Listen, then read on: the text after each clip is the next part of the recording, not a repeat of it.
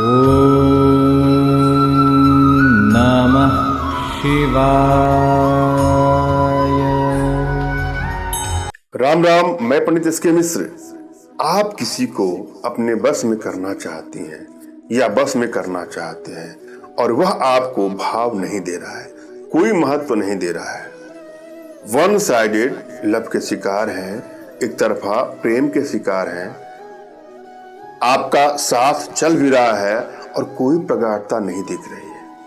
आप वशीकरण के next level का वशीकरण करना चाहते हैं।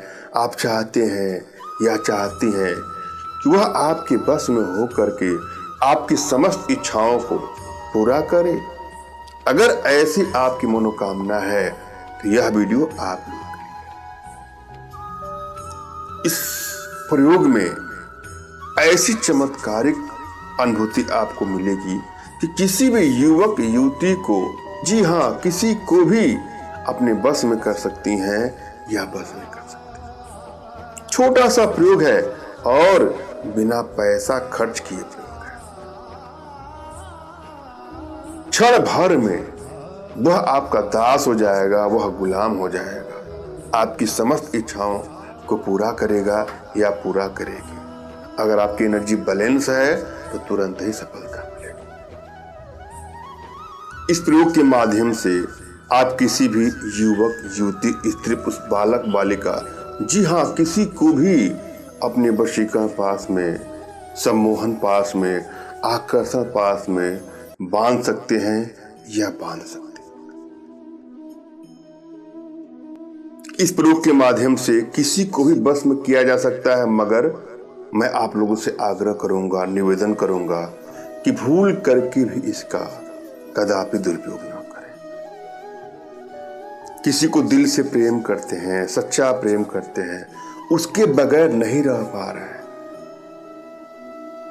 या किसी कारण बस आप लोग के बीच दूरियां बढ़ती जा रही हैं, मनमुटाव बढ़ता जा रहा है, रिश्ता शायद टूट जाएगा, आपको ऐसा लग रहा है, ब्रेकअप तक की नौबत आ गई है, बात बढ़ते बढ़ते, क्राइसिस बढ़ते बढ़ते, दूरियां बढ़ते बढ़ते तलाक तक की नौबत आ गई हो, तो वहां इसका प्रयोग करके अपने रिश्तों को बैलेंस कर सकते हैं या बैलेंस कर सकते हैं। मगर भूल करके भी किसी को हानि पहुंचाने की नियत से, क्षति पहुंचाने की नियत से, चोट पहुंचाने की नियत से इसका कदापि दुरुपयोग न करें। जहां इसकी आवश्यकता हो वहां इसका प्रयोग करें, आपको सफलता अवश्य ही मिलेगी। वशीकरण का अर्थ क्या होता है? किसी को भी अपने बस में करके मनचाहा कार्य करवा लेना, वशीकरण का यही मतलब होता है। मगर किसी के नैतिक मूल्यों के खिलाफ इसका दुरुपयोग करना वर्जित है। जब भी आप वशीकरण का प्रयोग करने जाएं, तो यहां 3 बातों को आपको जानना है। पहली बात की, वशीकरण अगर हो रहा है तो हम किसी को अपने बस में करने के लिए कर रहे हैं, तो यह आवश्यकता है कि हम अपने आप को भी पहले वशीभूत कर लें, पहला चीज।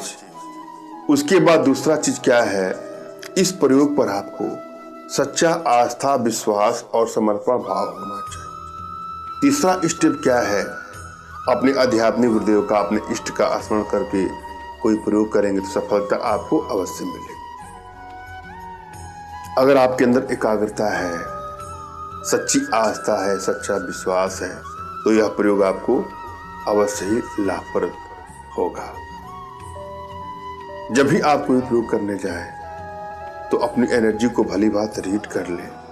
यदि एनर्जी बैलेंस है तो आपको सफलता आसानी से मिल जाती है, और यदि एनर्जी बैलेंस नहीं है तो प्रयोग में सफलता 9 के बराबर मिलती है। इसके लिए कुछ छोटे छोटे प्रयोग हैं, कुछ छोटी छोटी साधनाएं हैं जो हमारे माध्यम से आप अपने घर बैठे सीख सकते हैं, जिसके लिए आप हमसे संपर्क करिएगा। और यहाँ का जो प्रयोग है अपने आप में बहुत चमत्कारिक प्रयोग है। श्रद्धा भाव विश्वास के साथ करके देखिएगा, आपको सफलता अवश्य मिलेगी। एक बात और, यदि आपको लगता है कि आप बार बार प्रयोग कर रहे हैं और आपको सफलता नहीं मिलती है, तो इसके लिए परेशान भी ना हो। आपके लिए मैं अनुष्ठान करके, प्रयोग सिद्ध करके आपके पास यंत्रों को पहुंचाऊंगा। यदि आप सच्चे हैं और किसी को क्षति या हानि पहुंचाने की नियत से नहीं कर रहे हैं कोई प्रयोग, तो अवश्य ही आपका मैं सहयोग करूंगा, जिसके लिए आप हमसे संपर्क कर सकते हैं। हम प्रयोग विधि पर चलेंगे। सर्वप्रथम आपको किसी एकांत कमरे का चयन कर लेना है जहां कोई शोरगुल न होना, शोरगुल होने की संभावना हो। अपने इष्ट का स्मरण कर लीजिए, उनसे मानसिक रूप से मानसिक आदेश और आशीर्वाद प्राप्त कर लें। तत्पश्चात अपने आध्यात्मिक गुरुदेव का भी आपको स्मरण करना है और उनसे भी आपको मानसिक रूप से मानसिक आदेश और आशीर्वाद प्राप्त कर लेना है। तत्पश्चात कोई प्रयोग करें, आपको सफलता अवश्य मिलेगी। और यदि आपके पास कोई आपके आध्यात्मिक गुरुदेव नहीं, तो बिल्कुल निराश न हो। अपने अनुसार किसी गुरु की तलाश करिए, तभी कोई प्रयोग करेंगे तो आपको सफलता अवश्य मिलेगी। और फिर भी आपको गुरु नहीं मिल रहे हैं तो मेरे प्रति कृतज्ञता का भाव, श्रद्धा का भाव, विश्वास का भाव और समर्पण का भाव रखते हुए मुझसे ही मानसिक रूप से मानसिक आदेश और आशीर्वाद प्राप्त करके यह प्रयोग करें, आपको सफलता अवश्य मिलेगी। मुझसे मानसिक रूप से मानसिक आदेश और आशीर्वाद प्राप्त करने के लिए कमेंट बॉक्स के नीचे आपको टाइप करना है कि मुझे आदेश दें, और यदि रिप्लाई में मैं आपको हार्ट का सिंबल या साइन देता हूं तो आप समझ जाएगा कि आपको आदेश और आशीर्वाद मिल चुका है। इस प्रयोग को आप कर सकते हैं या कर सकती हैं। कमेंट बॉक्स में वही लोग कमेंट करें जिन्होंने चैनल को सब्सक्राइब किया है। यदि आप लोगों ने सब्सक्राइब नहीं किया है तो कोई बात नहीं, सब्सक्राइब कर लीजिए। हम चलते हैं प्रयोग विधि पर। इस प्रयोग में एक लता, एक पौधे की जड़ की आवश्यकता है। उसका नाम है सफेद गुंजा। सफेद गुंजा तो हर जगह उपलब्ध है।